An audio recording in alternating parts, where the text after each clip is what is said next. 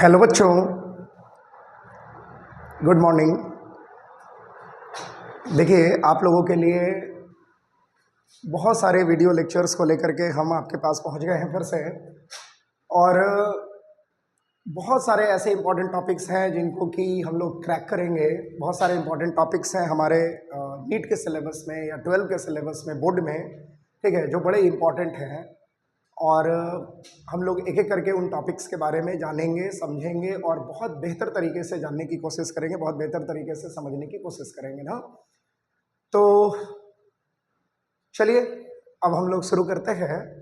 देखिए, आज का जो हमारा टॉपिक है वो बड़ा बर्निंग टॉपिक है, बहुत बहुत इंपॉर्टेंट टॉपिक है एग्जामिनेशन पॉइंट ऑफ व्यू से। और बहुत सारे क्वेश्चंस आपको मिलते हैं, चाहे वो नीट के एग्ज़ाम हो, चाहे वो आपके बोर्ड के एग्ज़ाम हो एंड ऑल। वो है हमारा जो चैप्टर का नाम है उसका नाम है रिप्रोडक्शन इन ह्यूमन बीइंग ना, ह्यूमन रिप्रोडक्शन जिसको कहते हैं। और उसमें आज हम लोगों ने जो टॉपिक चुना है वो टॉपिक है हमारा स्ट्रक्चर ऑफ टेस्टिस ना। देखिए, एक्चुअल में रिप्रोडक्शन का मतलब होता क्या है? रिप्रोडक्शन का मतलब होता है production of offsprings of the similar type, ठीक है, which is exactly resembles to their parents. ठीक है, इसका मतलब ये हुआ एक्चुअल में कि री प्लस प्रोडक्शन, यानी हमारा दोबारा प्रोडक्शन हो रहा है। ठीक है, दोबारा प्रोडक्शन का मतलब सिंपल तौर पर क्या हुआ कि चूंकि हमारी जो लाइफ है वो एक सर्टेन लिमिट ऑफ टाइम के लिए है, ठीक है ना, तो हमारी जेनेटिक्स जो है वो कब तक इस दुनिया में रह पाएगी ना। एक सर्टेन लिमिट ऑफ टाइम तक हम जिंदा रहेंगे, क्योंकि हम एक क्या है, मॉर्टल हैं, ठीक है ना, इमॉर्टल तो है नहीं। तो एक सर्टेन लिमिट ऑफ टाइम तक हम जिंदा रहेंगे, फिर उसके बाद हमारी डेथ हो जाएगी ना, डेथ हो जाएगी। फिर उसके बाद क्या होगा ना, फिर हमारी जो जेनेटिक्स है वो आगे तो बढ़ नहीं सकती।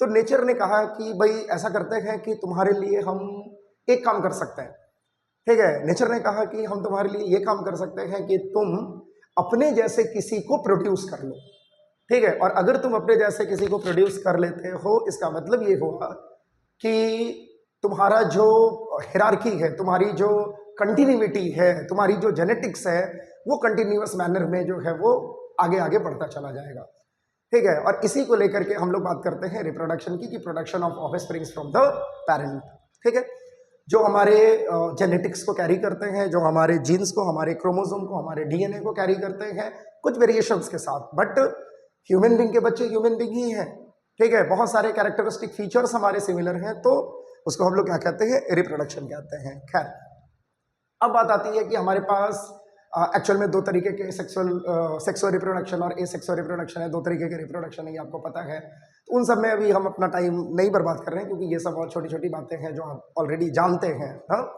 सो हम लोग बात कर रहे हैं किसकी? हम लोग बात कर रहे हैं सेक्सुअल रिप्रोडक्शन की, और उसमें हम लोग बात कर रहे हैं किसकी? ह्यूमन बीइंग के रिप्रोडक्शन की, ह्यूमन रिप्रोडक्शन की ना। देखिए, ह्यूमन बीइंग में रिप्रोडक्शन के कंडीशंस जो होते हैं, ऑब्वियसली बहुत कॉम्प्लेक्स ऑर्गेनिजम्स हैं हम लोग, तो हमारे पास एक complex system of reproduction available है, ठीक है। और ये कॉम्प्लेक्स सिस्टम ऑफ रिप्रोडक्शन जो है, इसमें एक तरफ हमारे पास मेल के कंडीशंस हैं, एक तरफ हमारे पास फीमेल के कंडीशंस हैं। और जब आप एक ही तरीके के ऑर्गेनिजम्स में उनके सेक्सुअल आइडेंटिटी के बेसिस पर ना, on the basis of sexual identity, when you differentiated organism into two different types, then it is known as what, उसी को हम लोग क्या कहते हैं? सेक्सुअल डाइमॉर्फिज्म कहते हैं ना। हमारे मॉर्फोलॉजिकल आइडेंटिटी जो होती है, सेक्सुअल आइडेंटिटी जो होती है, वो हमेशा एक दूसरे से डिफरेंट होती है। इसीलिए एक को आप मेल कहते हैं और दूसरे को आप क्या कहते हो? फीमेल कहते हो। खैर, अब उसके बाद जो हम बात करने वाले हैं वो है आपका primary sex organ and secondary sex organ की। देखिए, अगर हम बात करें प्राइमरी सेक्स ऑर्गन की, देखिए अगर हम बात करें कि हमारे पास जो सेक्स ऑर्गन्स होते हैं, ये एक्चुअल में दो तरीके के होते हैं ना। आप लोगों को शायद पता होगा, अगर नहीं पता है तो जान लेना है। पहले को कहा जाता है प्राइमरी सेक्स ऑर्गन, और दूसरे को कहा जाता है क्या? Secondary sex organ. So primary sex organ also found in the male and female. उसी तरीके से secondary sex organ is also found in male and female ना। तो दोनों के अपने अपने primary and secondary sex organ होते हैं। सो प्राइमरी सेक्स ऑर्गन जो होते हैं वो एक ऐसे सेक्स ऑर्गन होते हैं जिनका बस एक ही काम होता है, फॉर्मेशन ऑफ गैमेट्स। ठीक है, यानी कि वैसे ऑर्गन जो गैमेट के फॉर्मेशन में पार्टिसिपेट करते हैं, आप उनको क्या कहते हैं? आप उनको प्राइमरी सेक्स ऑर्गन कहते हैं। जबकि सेकेंडरी सेक्स ऑर्गन्स का काम जो होता है वो एक्चुअल में प्राइमरी सेक्स ऑर्गन को सपोर्ट करना है। ठीक है, it supports the primary sex organ. देखिए इसका मतलब क्या हुआ? देखिए मेल के कंडीशंस में एग्जैक्टली बस एक प्रोसेस जो है वो बहुत कॉमन है, और वो प्रोसेस क्या है कि आप स्पर्म का फॉर्मेशन कर सकते हैं ना, through spermatogenesis inside the testis. उसके बाद उसका जो ट्रांसपोर्टेशन होता है, और ट्रांसपोर्टेशन होकर के वो फीमेल जेनाइटल ट्रैक्ट तक पहुंच जाए, ठीक है, उसकी पूरी जिम्मेदारी जो होती है वो किसकी होती है? इस सेकेंडरी सेक्स ऑर्गन्स की होती है। जबकि अगर आप बात करते हैं फीमेल की, तो फीमेल में बहुत ज़्यादा कॉम्प्लेक्सिटी है, क्योंकि उनको क्या करना है? एक तो मेल गैमेट को रिसीव करना है, फीमेल गैमेट को रिसीव करना है, मेल और फीमेल गैमेट को मिलाना है, फर्टिलाइजेशन, उसके बाद प्रेगनेंसी को कंटिन्यू करना है, उसी में सब कुछ सारे प्रोसेसेस होते हैं। ठीक है ना, तो तमाम चीज़ें जो होती हैं अप टू चाइल्ड बर्थ, फिर चाइल्ड बर्थ के बाद भी लैक्टेशन की प्रोसेस, तो तमाम कंडीशंस जो होते हैं वो इस secondary sex organ in the female में आते हैं। इसके अलावा ग्लैंड्स, ठीक है, जिनको हम लोग एसेसरी सेक्स ग्लैंड्स कहते हैं, वो भी जो है वो इनमें आप इंक्लूड कर सकते हैं ना। तो अगर कोई आपसे पूछेगा कि प्राइमरी सेक्स ऑर्गन का बेसिक एग्जांपल क्या है, तो आप कहते हैं क्या? Testis in male and ovary in female.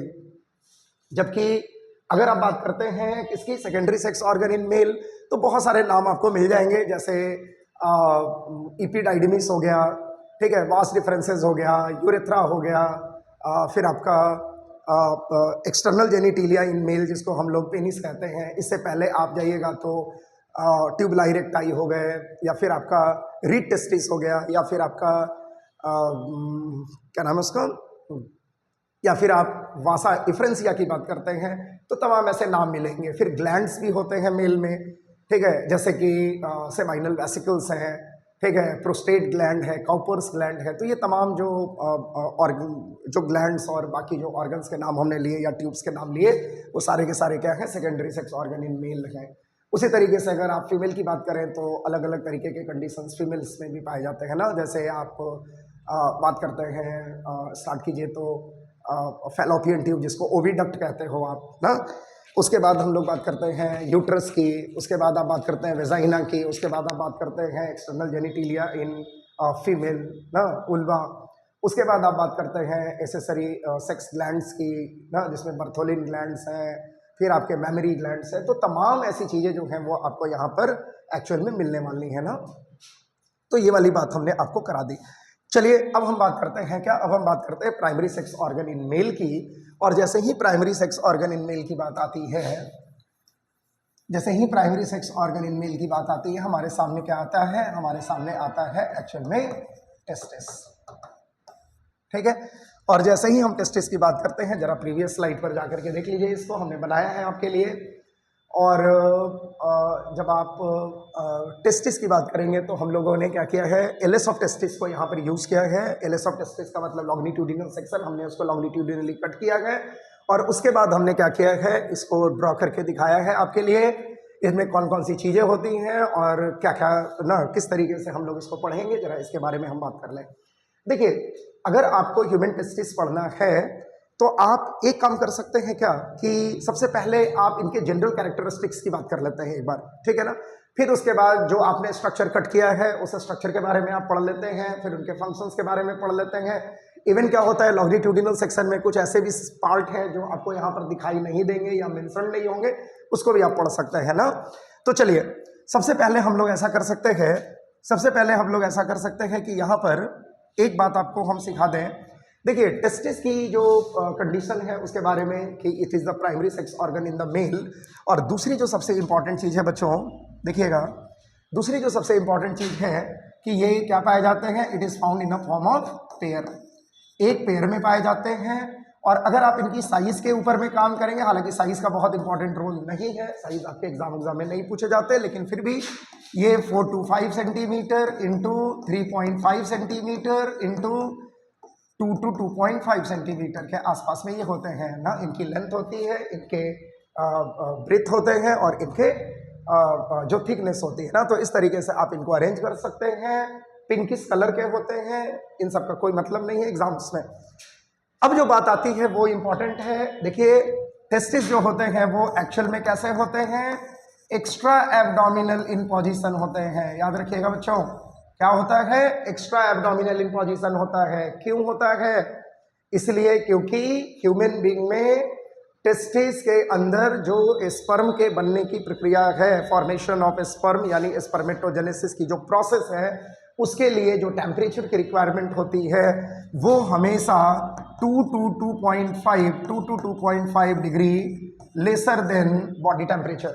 So body के टेम्परेचर से लेसर टेम्परेचर पर कम से कम 2 से 2.5 डिग्री की कमी होनी चाहिए, तभी जाकर के स्पर्म या स्पर्मेटोजोआ बन करके तैयार होते हैं। इसीलिए हम लोगों को नेचर ने क्या किया है, इसको एक्स्ट्रा एब्डोमिनल पोजीशन पर रखा है, ठीक है ना, बिटवीन द 2 लेग्स, ठीक है। लोअर एब्डोमिनल रीजन से ये क्या होते हैं, हैंगिंग इन पोजीशन में होते हैं ना। दूसरी बात कि देखिए अगर हम बात करें कि टेस्टिस जो होते हैं उनके एक्स्ट्रा एब्डोमिनल कंडीशंस में तो ये होते हैं, लेकिन किस चीज़ में प्रेजेंट होते हैं, तो आपको पता होना चाहिए कि ये एक स्पेसिफिक टाइप के स्किनी पाउच में प्रेजेंट होते हैं। और उस पाउच का नाम क्या है, उसका नाम है स्क्रोटम या स्क्रोटल सैक, ठीक है। तो ये कहाँ पर प्रेजेंट होते हैं, स्क्रोटम या स्क्रोटल सैक में प्रेजेंट होते हैं। फिर आपको एक चीज और समझना होगा कि देखिए इस स्क्रोटम के अंदर क्या होता है, फ्लूइड भरे होते हैं, टिश्यू फ्लूइड। ध्यान रखेंगे क्या भरे हुए होते हैं बच्चों, टिश्यू फ्लूइड भरे हुए होते हैं। और उस टिश्यू फ्लूइड का नाम है, उसको हम लोग क्या कहते हैं, उसको हम लोग कहते हैं हाइड्रोसील। ये भी एक बीमारी के तौर पर आप देखते हैं ना कि जब अमाउंट ऑफ टिश्यू फ्लूइड बढ़ जाते हैं तो उस बीमारी को भी हम लोग हाइड्रोसील ही कहते हैं, ठीक है। जिसमें स्क्रोटल सैक की जो साइज होती है वो काफी बड़ी हो जाती है ना, तो फिर उसको ऑपरेट किया जाता है, उसको सर्जरी करके ठीक किया जा सकता है। उसी तरीके से देखिए हमारे पास एक और बड़ा इंपॉर्टेंट चीज है कि देखिए स्क्रोटल सैक जो होते हैं उनकी साइज बड़ी है और टेस्टिस जो होते हैं उनकी साइज छोटी है। तो टेस्टिस को एग्जैक्टली एक पर्टिकुलर पोजीशन पर ही अपने आप को रिसाइड करना है, अपने आप को रखना है। तो स्क्रोटल सैक का वो पार्ट जहां पर कि टेस्टिस पाए जाते हैं, the part of scrotal sac where testis resides, ठीक है, उस रीजन को हम लोग क्या कहते हैं, उस रीजन को हम लोग कहते हैं वेजिनल सीलोम। क्या कहते हैं हम लोग इसको, वेजिनल सीलोम कहते हैं, ठीक है। और ये अपने पोजीशन पर हमेशा, मतलब जिसको कहते हैं ना कि स्टक रहते हैं, अपने पोजीशन पर हमेशा बने हुए रहते हैं। क्यों, क्योंकि इनके साथ क्या होते हैं, एक स्पेसिफिक कॉर्ड या टिश्यूज जो होते हैं वो अटैच होते हैं, जो इनको ऐसे पकड़ करके होल्ड करके रखते हैं ना। जैसे ऐसे कंडीशन है कि मान लीजिए कि ये टेस्टिस है, तो यहाँ पर ये क्या करते हैं, यहाँ पर ये ऐसे होल्डिंग कंडीशंस में लगे हुए हैं। तो ये वाला जो रीजन आप देख रहे हैं ना, ये जो है ये क्या है, कॉर्ड है। और इस कॉर्ड को हम लोग क्या कहते हैं, इसको हम लोग कहते हैं स्पर्मेटिक कॉर्ड या स्पर्मेटिक कॉर्ड, या इसका एक और नाम है, इसको हम लोग कहते हैं जुबरना कुलम्बी, CULUM। तो दो नाम याद रखेंगे। टेस्टिस जो है उनकी अरेंजमेंट कैसी है, टेस्टिस जो होते हैं वो एक्चुअल में एक्स्ट्रा एब्डोमिनल इन नेचर होते हैं। थर्मोरेगुलेटरी रोल के कारण 2 to 2.5 डिग्री की कमी होनी चाहिए कम से कम टेम्परेचर की। दूसरी जो बात है कि टेस्टिस अपने पोजीशन पर होते हैं, जिस पोजीशन ऑफ स्क्रोटल सैक में वो होते हैं उसको हम लोग क्या कहते हैं, उसको हम लोग कहते हैं वेजिनल सीलोम। और सबसे बड़ी बात कि ये अपने पोजीशन पर एग्जैक्टली होल्ड ऑन रहते हैं with the help of tissue, ठीक है, वह या फिर specific type of cord, and that cord is known as what, क्या कहते हैं आप उसको, उस कॉर्ड का नाम देखो लिखा हुआ है स्पर्मेटिक कॉर्ड या फिर जुबरनाकुलम ना। तो इतनी बातें आपको ध्यान में रखनी है। अब हम आते हैं कि देखिए अब हम अपने टेस्टिस के एलएस को जरा वापस से चेक करें तो आपको देखिए क्या दिखाई दे रहा है इसमें, खुद देखिए, ठीक है। इसमें हम लोग बाहर से अंदर की तरफ जा रहे हैं, ठीक है, और एक एक पॉइंट्स को हम लोग वहां पर कंसीडर करते जा रहे हैं। सबसे पहली बात है कि प्रोटेक्टिव यूनिट ऑफ टेस्टिस। तो देखिए टेस्टिस की 3 प्रोटेक्टिव यूनिट्स आपको यहां पर दिखाई दे रही है। पहला जो है वो आपको दिखाई दे रहा है ट्यूनिका वेजिनेलिस, दूसरा जो है वो क्या है, ट्यूनिका एल्बुजिनिया, और तीसरा क्या है जो सबसे इंटरनल है वो क्या है, ट्यूनिका वस्कुलरोसा, जिसमें ट्यूनिका एल्बुजिनिया सबसे इंपॉर्टेंट जो इनके मेम्ब्रेनस कवरिंग होते हैं उनमें सबसे इंपॉर्टेंट जो है वो क्या है, ट्यूनिका एल्बुजिनिया है। ठीक है ना, ये बात समझ रहे हैं। अब देखिए ट्यूनिका एल्बुजिनिया जो होते हैं इनका कुछ हिस्सा जो है, ठीक है ना, वो इन्वर्जिनेट करता है, वो अंदर की तरफ जाता है और अंदर जाकर के टेस्टिस को छोटे छोटे कंपार्टमेंट्स में डिवाइड कर देता है। ये देखिए यहां पर टेस्टिस को छोटे छोटे कंपार्टमेंट्स में डिवाइड कर देता है, ठीक है। और उस कंपार्टमेंट्स को हम लोग क्या कहते हैं, सेप्टम ऑफ टेस्टिस कहते हैं, या इसको हम लोग सिंपली सेप्टा भी कहते हैं ना, सेप्टम ऑफ टेस्टिस, या इसी को हम लोग क्या कहते हैं, सेप्टा भी कहते हैं, ठीक है। अब देखिए, अब जरा ध्यान दीजिएगा कि इस सेप्टम के अंदर जो आपको दिखाई नहीं दे रहा है, इस सेप्टम के अंदर क्या होते हैं, छोटे छोटे लोब्यूल्स होते हैं, ऐसे गोल गोल से स्फेरिकल स्ट्रक्चर्स होते हैं 40 to 50 इन नंबर, और इनको हम लोग एक्चुअल में कहते हैं, इसके अंदर पाया जाता है, इसके अंदर ना, तो इसको हम लोग एक्चुअल में कहते हैं टेस्टिकुलर लोब्यूल्स, जो इसमें आप मेंशन नहीं कर पाते हैं। और इस टेस्टिकुलर, इसको हम लोग क्या कहते हैं, टेस्टिकुलर लोब्यूल्स कहते हैं। और हर टेस्टिकुलर लोब्यूल्स जो होते हैं उनके पास क्या होता है, कॉन्वुलेटेड ट्यूबुलर स्ट्रक्चर होता है। क्या प्रेजेंट होता है, कॉन्वुलेटेड ट्यूबुलर स्ट्रक्चर प्रेजेंट होता है, और उसका नाम देखिए यहां पर मेंशन्ड है, क्या कहते हैं इसको, सेमिनिफेरस ट्यूबल्स कहते हैं। समझ में आ गया। सबसे पहले इसके 3 प्रोटेक्टिव लेयर्स हैं, ट्यूनिका एल्बुजिनिया, ट्यूनिका वेजिनेलिस और ट्यूनिका वस्कुलरोसा। ट्यूनिका एल्बुजिनिया सबसे इंपॉर्टेंट लेयर होता है। ट्यूनिका एल्बुजिनिया जो है वो अंदर की तरफ इन्वर्जिनेट होते हैं, अंदर की तरफ धंसे हुए होते हैं, और इनको छोटे छोटे कंपार्टमेंट्स में डिवाइड कर देते हैं। जो कंपार्टमेंट्स होते हैं उनको हम लोग क्या कहते हैं, सेप्टम या सेप्टा ऑफ टेस्टिस कहते हैं। हर सेप्टम के पास छोटे छोटे लोब्यूलर स्ट्रक्चर होते हैं, स्फेरिकल फॉर्म ऑफ स्ट्रक्चर होते हैं, जिनको हम लोग टेस्टिकुलर लोब्यूल कहते हैं। और टेस्टिकुलर लोब्यूल में क्या पाया जाता है, तो 2 से 3 कॉन्वुलेटेड ट्यूबुलर स्ट्रक्चर होते हैं, जिसको हम लोग क्या कहते हैं, सेमिनिफेरस ट्यूबल्स कहते हैं। इतनी बातें तो सबको समझ में आ गई ना, चलिए बहुत अच्छे। देखिए अगर आप चीजों को केवल इतना समझ लीजिए कि हम किधर से किधर की तरफ मूव करें, ठीक है, हमको किसी भी चीज को रट्टा मारने की जरूरत ही नहीं पड़ेगी, ठीक है। अगर हमने एक बार शुरू कर दिया कि भैया हमको तो बाहर से अंदर की तरफ आना है, तो बाहर के पॉइंट्स, फिर उसके बाद अंदर के पॉइंट्स, इस तरीके से जब आप चीजों को पिक करना शुरू करेंगे तो आप शायद चीजों को बेहतर याद रख सकेंगे। देखिए बायोलॉजी में बहुत सारी चीजें हैं पढ़ने को, और आप हर चीज याद नहीं कर पाइएगा, कोई भी याद नहीं कर सकता है ना, तो हम अपने ट्रिक के अकॉर्डिंगली जो है वो चीजों को बेहतर बना सकते हैं। देखिए हमने कुछ नहीं किया, हमने बस बाहर से अंदर की तरफ मूवमेंट शुरू करी। पहले हमने बाहर की चीजों को निपटाया, फिर उसके बाद अब हम अंदर आ गए। हम कहाँ पहुंच गए, टेस्टिकुलर लोब्यूल से होते हुए सेमिनिफेरस ट्यूबल्स तक आ गए। अब देखिए सेमिनिफेरस ट्यूबल्स की जो रूफ होती है, सेमिनिफेरस ट्यूबल्स का जो इंटरनल अपर एरिया होता है ना, जिसको आप रूफ ऑफ सेमिनिफेरस ट्यूबल्स कह सकते हैं, उनकी एक खासियत ये होती है कि उनके पास क्या होते हैं, उनके पास लार्ज नंबर ऑफ, देखिए ये भी यहां पर मेंशन नहीं है, क्या प्रेजेंट होते हैं, large number of tissues present होते हैं। मतलब यहां पर टिश्यूज प्रेजेंट होते हैं जिनमें 2 अलग अलग किस्म के क्या होते हैं, सेल्स होते हैं। फिर से बोल रहा हूं, सेमिनिफेरस ट्यूबल्स के इंटरनल पार्ट की स्टडी जब आप करेंगे, जब आप उसमें झांक करके देखिएगा तो आपको क्या ही दिखाई देगा, आपको वहां पर टिश्यूज दिखाई देंगे। और ये जो टिश्यूज होते हैं इनमें 2 अलग अलग टाइप के सेल्स होते हैं। पहले सेल्स को हम लोग कहते हैं क्या, जर्मिनल इपिथेलियम, और दूसरा जो सेल होता है इसको हम लोग कहते हैं सर्टोली सेल्स। एग्जाम के लिए सर्टोली सेल्स बहुत इंपॉर्टेंट होते हैं। जर्मिनल इपिथेलियम तो आगे जाकर के क्या करेगा, आगे जाकर के ये मियोसिस में पार्टिसिपेट करेगा, और ये मियोसिस के थ्रू एक प्रोसेस होती है जिसको आप जानते हैं, आगे हम पढ़ाएंगे भी, इसको हम लोग कहते हैं स्पर्मेटोजेनेसिस। तो स्पर्मेटोजेनेसिस के थ्रू ये क्या करेगा, आगे के प्रोसेस में जाएगा और क्या बनाएगा, स्पर्म बनाएगा, या फिर स्पर्मेटोजोआ बनाएगा। तो ये नाम आप याद रखेंगे। लेकिन देखिए एक बात और आपको समझना पड़ेगा कि ये जो स्पर्म सेल्स बनते हैं थ्रू स्पर्मेटोजेनेसिस, वो स्पर्म सेल्स जो होते हैं वो मैच्योर नहीं होते हैं। समझिएगा, वो क्या होते हैं, वो बिल्कुल से इमेच्योर होते हैं। इसका मतलब ये हुआ कि अगर ये स्पर्म बने तो आप एक्सपेक्ट मत कीजिए कि ये डायरेक्टली जाकर के फर्टिलाइजेशन में पार्टिसिपेट करेंगे। तो क्या करना होता है, इनको मैच्योर बनाना है। क्या बनाना है, इनको मैच्योर बनाना है। और इनकी मैच्योरिटी के लिए क्या करना है, तो यहां पर आना होगा सर्टोली सेल्स को। और सर्टोली सेल्स क्या करते हैं, इनको नरिशमेंट देते हैं।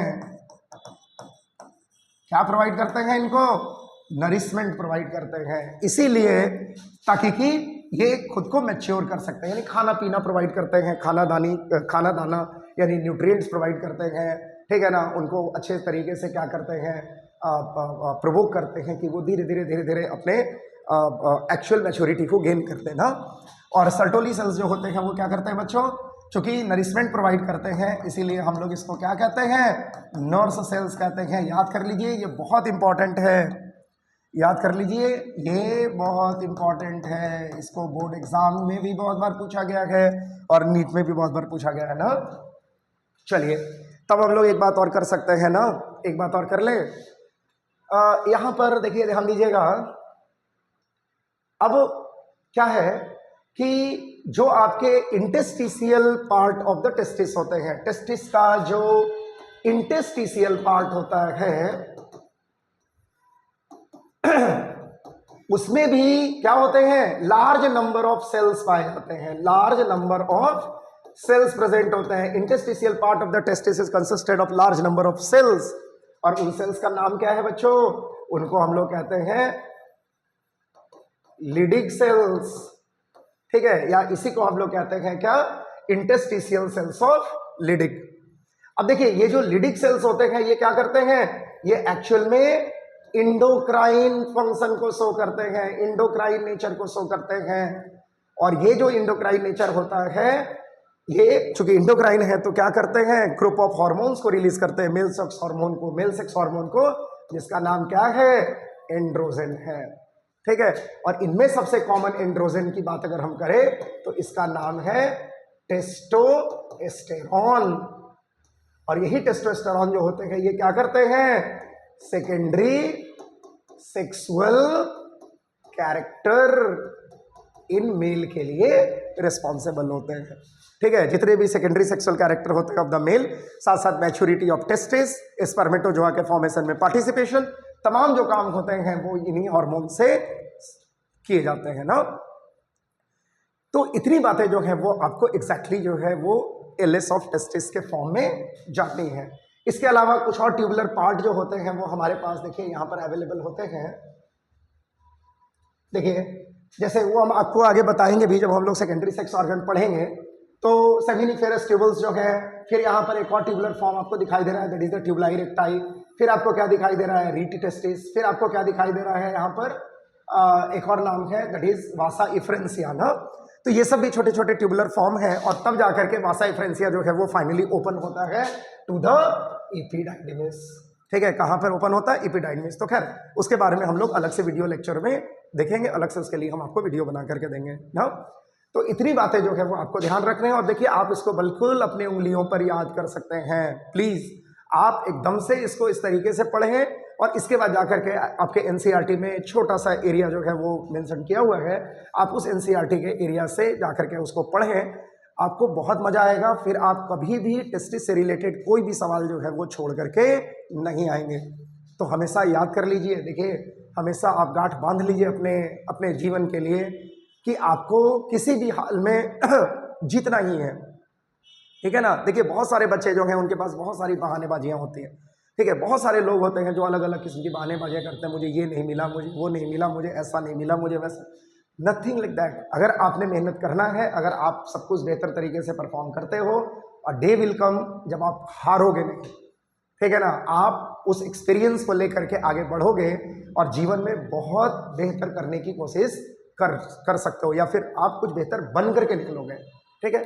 तो एक इंसान के तौर पर आपको हमेशा अपने मेहनत को जारी रखना है ना। इन्हीं सब बातों के साथ हम आज इस वीडियो लेक्चर को समाप्त करते हैं।